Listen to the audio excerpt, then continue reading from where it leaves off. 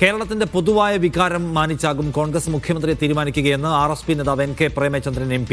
ഒരു വിസ്മയം കൂടി കേരളത്തിലുണ്ടാകും. മുഖ്യമന്ത്രി സ്ഥാനം സംബന്ധിച്ച കോൺഗ്രസ് ഹൈക്കമാൻഡ് തീരുമാനമായിരിക്കും ആ വിസ്മയം.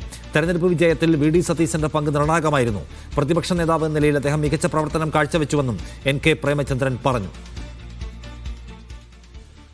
RSP മത്സരിച്ച 5 നിയമസഭാ സീറ്റുകളിൽ 4 നിയമസഭാ സീറ്റുകൾ വിജയിക്കാൻ പാർട്ടിക്ക് കഴിഞ്ഞു. അതിൽ മലബാറിൽ പയ്യന്നൂർ നിയോജക മണ്ഡലത്തിൽ RSPയുടെ സീറ്റിൽ നിന്ന് മത്സരിച്ച സൗ കുഞ്ഞികൃഷ്ണനടക്കം ഉജ്ജ്വല ഭൂരിപക്ഷത്തോടുകൂടി ചവറയും കുന്നത്തൂരും ഇരവിപുരവും ഉൾപ്പെടെയുള്ള 3 സീറ്റുകളിൽ പാർട്ടി ചിഹ്നത്തിലും പയ്യന്നൂരിൽ പാർട്ടിയുടെ പിന്തുണയോടുകൂടി അല്ലെങ്കിൽ പാർട്ടി മത്സരിക്കുന്ന സീറ്റിൽ സൗ കുഞ്ഞികൃഷ്ണനെ മത്സരിപ്പിക്കണമെന്ന് ഞങ്ങൾ തന്നെ നിർദ്ദേശിച്ചതിന്റെ അടിസ്ഥാനത്തിൽ UDFന്റെ സ്ഥാനാർത്ഥിയായി മത്സരിക്കാൻ അദ്ദേഹം സമ്മതിക്കുകയും മത്സരിക്കുകയും ചെയ്തു.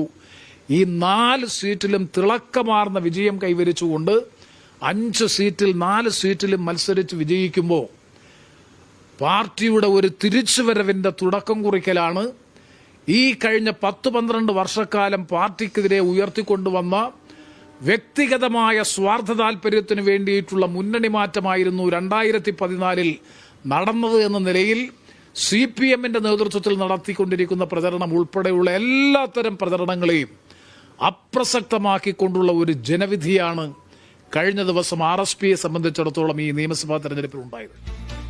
ലിജോ റോളൻസ് കൂടുതൽ വിവരങ്ങളുമായി ചേരുന്നു. ലിജോ, RSP ഈ കാര്യത്തിൽ VD സതീശൻ മുഖ്യമന്ത്രിയാകണമെന്ന അഭിപ്രായം വെച്ചു പുലർത്തുകയും ഇത് പറയാൻ ആഗ്രഹിക്കുകയും ചെയ്യുന്നതാണോ മനസ്സിലാക്കേണ്ടത്? നിഷാദെ, കൃത്യമായ ചോദ്യം ഇതായിരുന്നു. ഈ വിജയിച്ചതിന് ശേഷവും ഇത്തരത്തിൽ പോസ്റ്റർ പ്രചരണവുമായി ബന്ധപ്പെട്ട ചോദ്യമാണ് RSPയുടെ നേതാവും ഒപ്പം തന്നെ കൊല്ലം MPയുമായ NK പ്രേമചന്ദ്രനോട് ചോദിച്ചത്. മറുപടി ഇത്തരത്തിലായിരുന്നു: മുഖ്യമന്ത്രി സ്ഥാനത്തിൽ ഒരു വിസ്മയം കൂടി കേരളത്തിലുണ്ടാകും.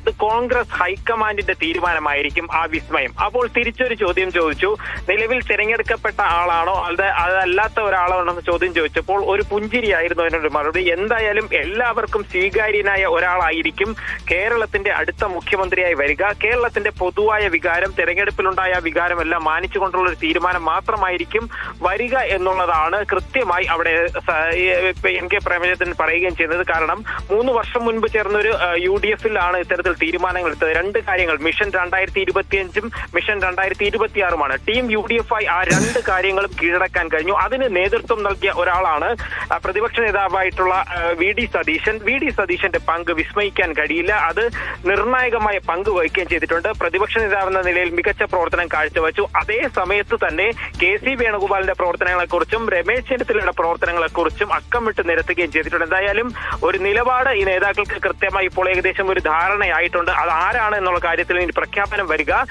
ഹൈക്കമാൻഡിന്റെ ഭാഗത്ത് നിന്ന് തന്നെയാകും.